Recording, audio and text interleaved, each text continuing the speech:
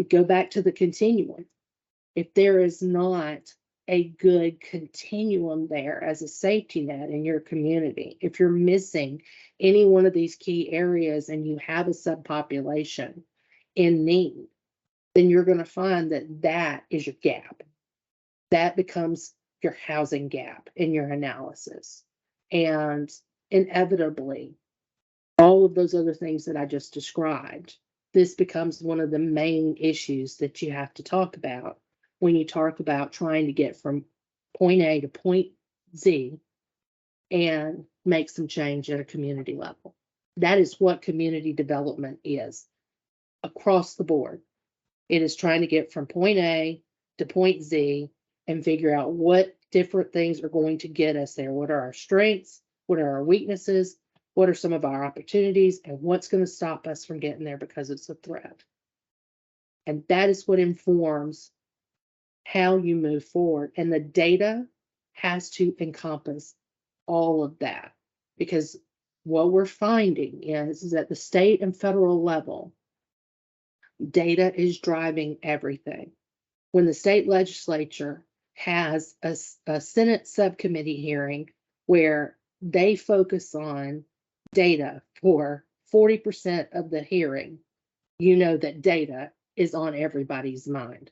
And so we have to make sure as communities that we are laying out that story and that foundation when we put our grant applications in, because it's no longer about perception. It's about what can you show us factually, and then what is it that you're proposing that you want to do about it? And so the reason I asked that, or asked for you to, thank you for explaining that, Kelly, that was great. The reason I asked that is because when you're looking at, like she said, the big picture, making sure that you have the data accurately in your systems. So then that way, when you look at what your strengths are or where your weaknesses are, you can actually plug them in. And then you can look at your community numbers. So the example with the healthcare system, and if, you know, the quality system piece is going to have good quality data as far as what you're producing, if you have that good healthcare system. But then if you have other data that states otherwise, like she was talking about different death rates, you know, such as infant mortality or maternal mortality, looking at those different things that you can even put in threats or weaknesses, then you can have the actual reasoning behind it and back it up not only with your community data, but then also with your personal data. And then if something isn't matching up, then that gives you an opportunity to ask more questions about where is a gap that is not being seen.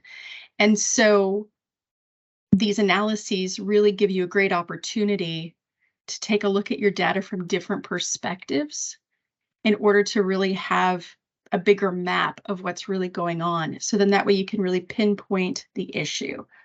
Because sometimes the idea is great, whatever your idea is, but sometimes you need that backup piece to know where those gaps are, to know why. So then that way you can get to the real reason to fix it. And so, you know, I mean, anyone can have a headache, but there are lots of reasons to have a headache. And so figuring out what that reason is kind of important. So I just wanted to go through that piece, Kelly. So thank you for letting me explain that. Yeah, absolutely. I think it's incredibly important that we understand that each one of these issues have a downstream effect. And so making sure that we start to dig in and determine what the root cause of some of these issues are and what's really driving some of the concerns, that's how we start to build a plan that's actionable, that works, that can then be modified when we see, okay, this part of it's working, but this part of it is not. And to bring it full circle, the reason is because shovel-ready grant money is like, it is like the grant du jour right now. Everything that comes down with like a 90, 120 day turnaround time. We're getting all of these funds that are coming in. And if you are not ready to go, you don't know your data, you don't know your problems, you haven't identified a solution that you're going to work towards. If you're not ready to put that in writing and submit it, you're going to miss opportunities for grants right and left. And that is absolutely a catastrophe. We have got to get to a place where the state of Georgia and all of its local governments and its nonprofit partners and stakeholders are sitting on ready so that when this money comes up, we can very quickly pull a coalition together. We know our data, we know our plan, we know what we're going to do with the money, and we can go compete for it effectively. And if that means we're competing as a region, we compete as a region. If we're competing as cities and counties, we compete as cities and counties. Having each person and piece on the team ready to go is money in the bank for us. And these are dollars that we cannot afford to lose. We have to be competitive when it comes to these federal dollars that are coming in.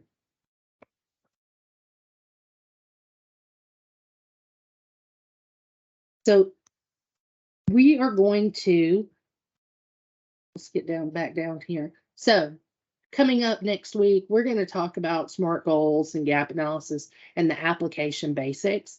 So make sure that you are keeping up with our schedule, and we would love to have you come back. We have everything listed on our website. You can get to all of our documents and our plan here through this QR code or this shortcut. You can also Google DCA HOMEARP, and it'll take you to our plan as well and our website. There is so much information on the website for you to be able to see what we have coming up. For those of you who were not on our webinar last week, the non-congregate shelter application is getting ready to open up at the end of this month, first part of June. Data-driven applications are exactly what we're going to look for. And we're going to take you step by step through that process. If you are ready to go, that's wonderful. But if you are trying to expand capacity and get to a place where you compete for these grants effectively, this is an opportunity for us to teach you what we're looking for. And so we have made a conscientious effort to put these webinars in place to be able to take you through step by step and teach you what the process is, so that even if you decide that you're not going to apply for a HOMEARP grant, you will walk away better prepared for the next grant that comes down the pipe, and you will be ready to go and confident that you have what you need, or you know what your gap is and that you need to go get data for, so that the next grant round, you're prepared to hit it hard and win some money. You can sign up for our newsletter. We send out information regularly. So if you want to make sure that you are getting an email that tells you what's going on and when the NOFA hits and all of the different webinars, make sure that you are signed up to receive it through our listserv. And then this is our contact information. We are here and we enjoy spending time with everyone and getting to know you and helping you figure out how to navigate HOMEARP, but also DCA. So if there are things that we can do, questions that we can answer, shoot us an email, give us a call. And if we don't know the answer, and we probably will not, depending upon what it is you're asking about, we'll go find you an answer and put you in contact with the department in the area that you're asking about. So that's it. Awesome. So Thanks, what Kelly. questions That do was we have? fabulous. Yeah, we have about 19 minutes left. This is an opportunity for y'all to ask questions. You can either go ahead and put them in the chat. You can unmute yourself. If you want to be on camera, you're more than welcome to turn on your camera now. And yeah, so we're ready to take any questions, whether it be about the non-congregate shelter application, the tax credit application, or just HOMEARP in general, we're open to any questions about the program. Good afternoon. How are you guys doing? I'm Michael Bryant. Just a quick question. Just looking at your HOMEARP activity. So the tenant-based rental assistance and supportive services and financial assistance, is that going to be a part of what you do, or is everything based on the housing? Will your application cover those components? So they are built into the other programs. We do have a section that is tenant-based rental assistance that is part of the emergency solutions grant under COVID.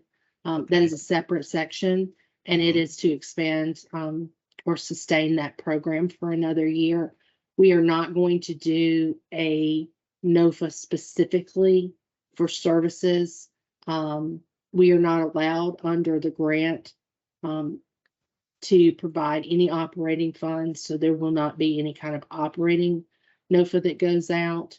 That was by statute, that is an allowable expense. But then on the voucher side, we are looking at project-based vouchers as part of a solution on the tax credit portion. The non-congregate shelter portion is, it is just that it is sheltering by definition. There is no lease associated with sheltering. And so we can't put a voucher on the units unless there is a lease attached to it. It's got to do with the way the statute reads. So there is not a voucher associated with non-congregate shelter. That is operations, and it's managed that way. But on the tax credit portion, as we go into 2024, we're having significant conversations about what that looks like and what supportive services look like in that model and how to pay for it, because we know that that's an issue, ongoing issue. Thank you. Absolutely.